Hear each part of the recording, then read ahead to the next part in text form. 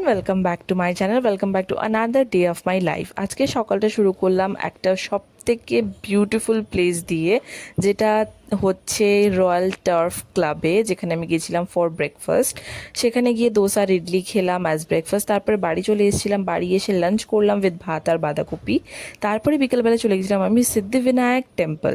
সিদ্ধিবিনায়ক মন্দিরটা হচ্ছে বড়া বাজারে। যদি তোমরা কলকাতা থেকে আমার ভিডিও দেখো তাহলে তোমাদেরকে নামতে হবে MG road, metro gate number 2 থেকে একটুখানি সোজা গেলেই বাঁ দিক মারলে তোমরা পেয়ে যাবে সিদ্ধিবিনায়ক টেম্পল, যেখানে ফার্স্ট টাইম গিয়েছি। অনেক দিনকার যাওয়ার ইচ্ছা ছিল। দেখতেই পাচ্ছ মন্দিরটা কতটা সুন্দর, আর গিয়ে আমার খুবই ভালো লাগলো। দেখতেই পাচ্ছ, তোমরাও দর্শন করে নাও গণেশজির।